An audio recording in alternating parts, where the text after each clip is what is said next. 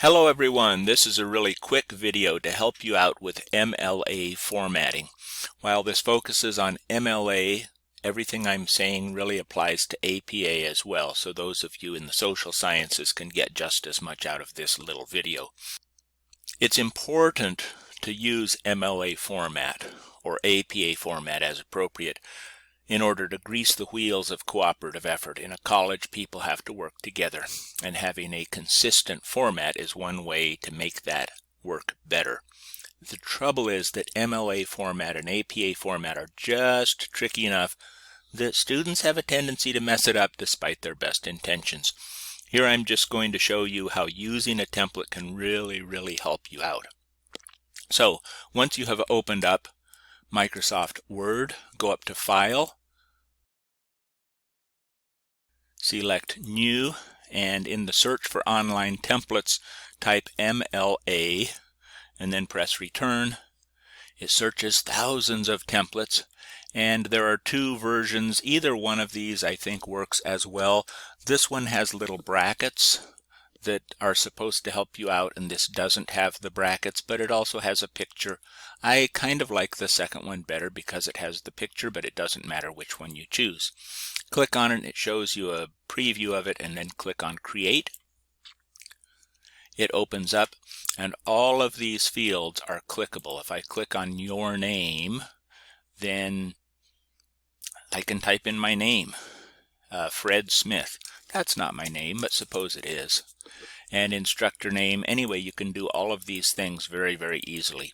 For date, I always recommend put in the date the paper is due. There's space for title and subtitle. There's space for text of your document. Here's what I recommend. Read through these things to get a feel for how this template works and what it has available in it. Also, don't forget up here that you do need to fix this. This is the most common mistake people do. They forget this, or they put it in wrong, or it's an inconsistent font different from the rest of the document.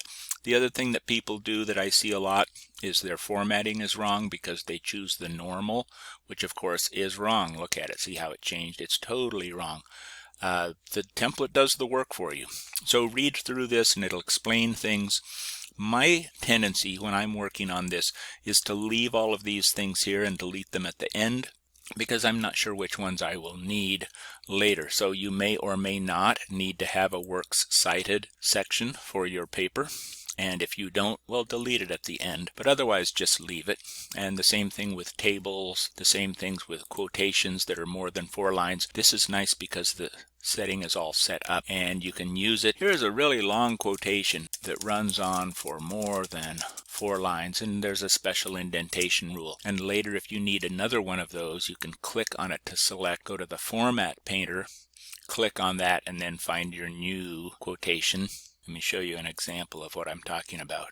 Here's a regular paragraph. I need to change it because it's a quotation and it's really long.